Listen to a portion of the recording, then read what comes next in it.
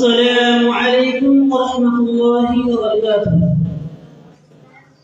نحمده ونصلي على رسوله الكريم.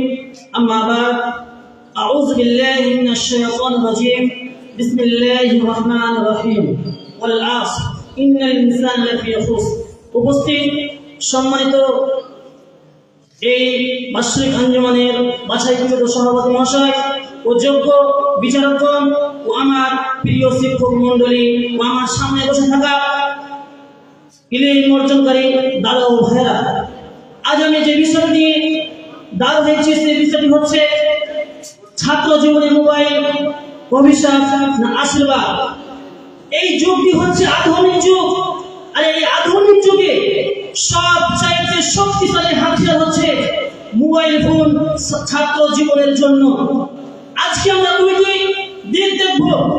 দুটি দিকের মধ্যে হচ্ছে মোবাইল আশীর্বাদ না অভিশাপ। আমি সর্বপ্রথমে বলবো যে মোবাইল আমাদের জন্য আশীর্বাদ কিভাবে হতে পারে।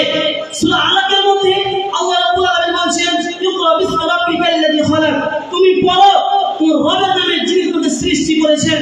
মহান রব্বুল আলামিন ইসলামের সর্বপ্রথম পড়ার কথা বললেন। তাহলে এই মোবাইলের মাধ্যমে আমরা জ্ঞান অর্জন করতে পারি। এই মোবাইলের মাধ্যমে আমাদের কোরআন তেলাওয়াত, তাফসীর, হাদিস এবং ইসলামিক ক্লাস ও দার্স এইগুলো সব আমাদের হাতের মুঠোয়।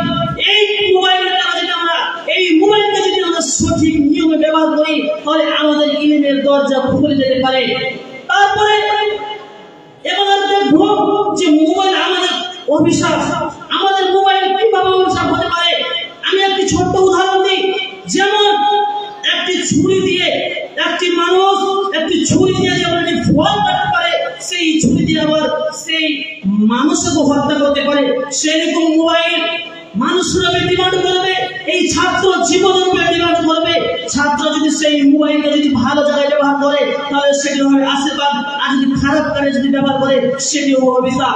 আমরা আজকে এই মোবাইলের দ্বারা আমরা ঘন্টার পর ঘন্টা রিলস দেখে আমরা সময়টাকে কাটিয়ে দিচ্ছি।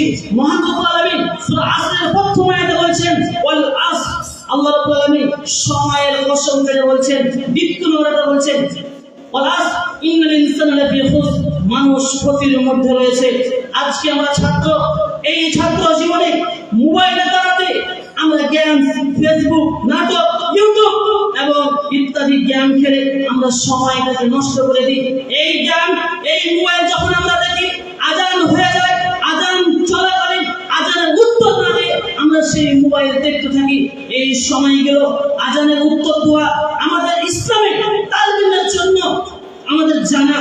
তারপরে আমরা অনর্থক কাজ থেকে এই মাদ্রাসায় আমরা ইসলাম গ্রহণ করতে, ইসলামকে তাজা করতে এসেছি, মুমিন হতে এসেছি। মুমিনের জন্য অনর্থক কাজ করা নিষেধ।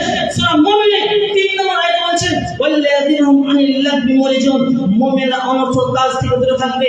যখন আমরা মোবাইল দেখি, আমাদের চোখের সামনে অলসতা, আমাদের ভিডিও গেম, ফেসবুকে খারাপ ভিডিও আছে।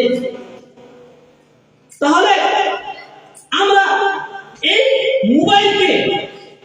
মোবাইলের দ্বারা আজকে আমরা ক্ষতির মধ্যে পড়ছি, ক্ষতির দিকে চলে যাচ্ছি। আল্লাহ রাব্বুল আলামিন আমাদেরকে বলছে, ইন্নাস সামা ওয়াল বাসারা ওয়াল ফুআদা কুল্লু উলাইকা কানা আনহু মাসউলা।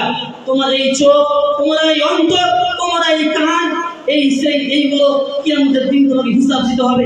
যেই কান দিয়ে তুমি গান শুনছো, যেই চোখ দিয়ে তুমি অশ্লীল ভিডিও দেখছো, সেইগুলো কিয়ামতের দিন হিসাব দিতে হবে। আমাদের এই যৌবনটা আজকে আমরা পড়াশোনায় না লাগিয়ে, আমরা কোরআন তেলাওয়াত না করে আজকে আমরা ভিডিও দেখি।